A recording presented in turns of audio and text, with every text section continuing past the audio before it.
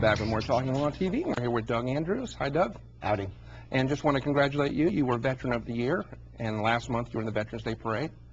Time of my life. I enjoyed sharing it with my bride, Pamela, of 40 years. She was in the parade with me. That was her first ever parade. Wow. And then, of course, tomorrow is the anniversary of Pearl Harbor, and you wanted to dedicate tonight to that memory. Let's talk about that. And I think I have a little surprise for you. We have a picture here for many people who've never seen what it looked like before the explosion. This was Battleship Row about one day before they were attacked.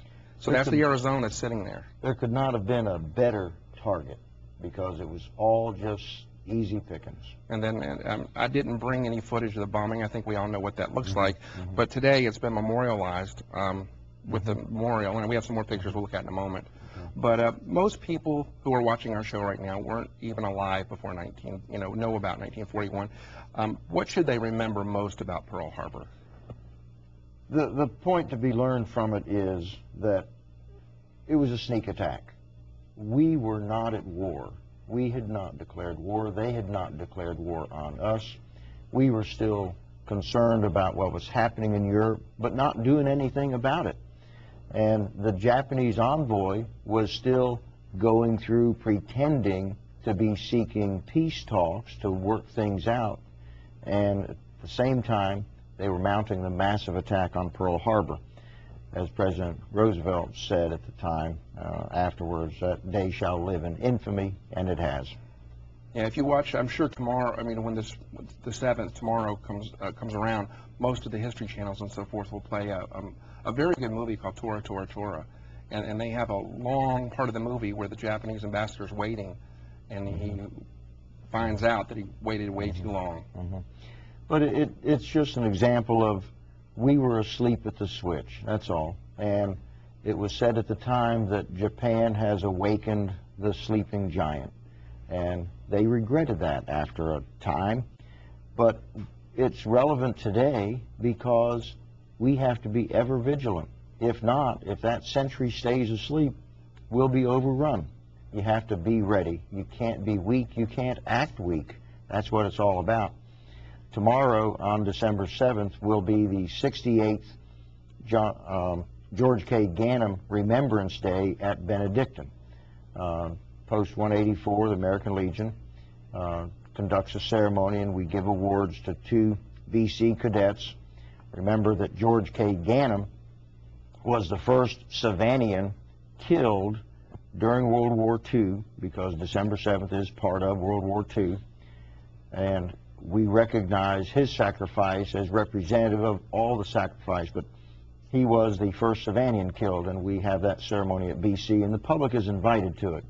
This year, last I heard, is General Phillips is supposed to be the keynote speaker, so the public should come. It's a very moving ceremony. Okay, you talked a moment ago about a surprise attack. What do you think would be the reaction today if something like that happened again? Well, that's an interesting question, because when you look back at how we handled it during World War II, would you believe that President Roosevelt had the audacity, as some would say, to violate our Constitution by giving a public prayer?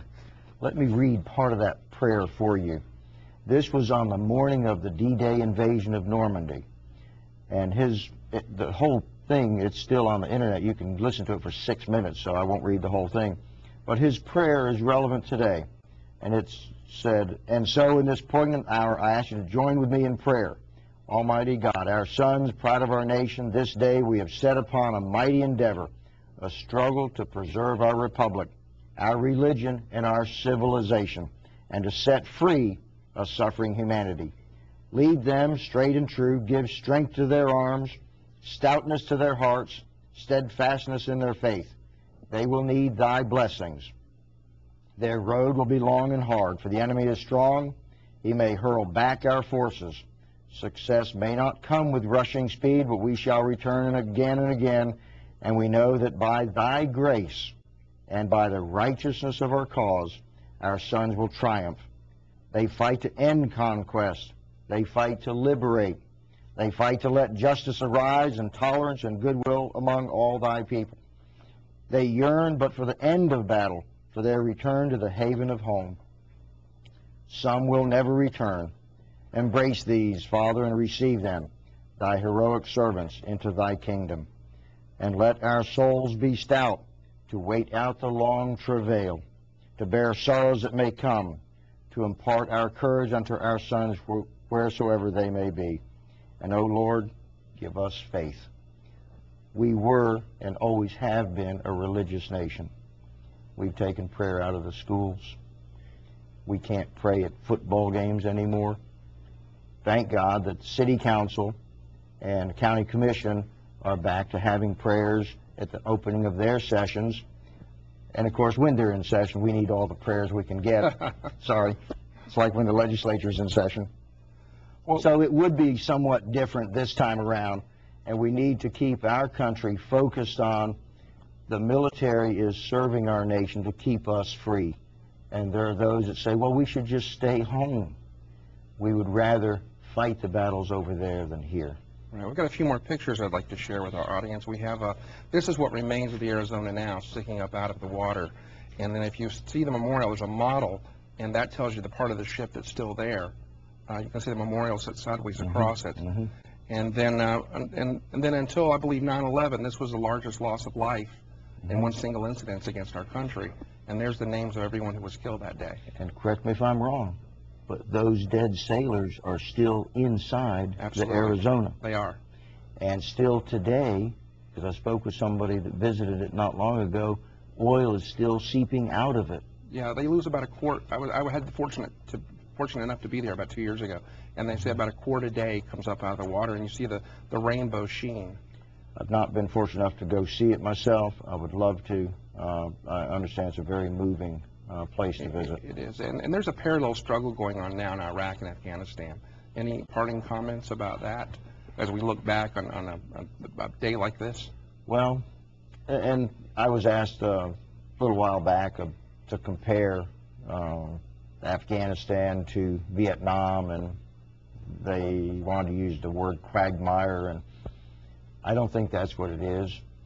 But we go to help other nations, and in this case, I believe we are trying to protect our nation at the same time.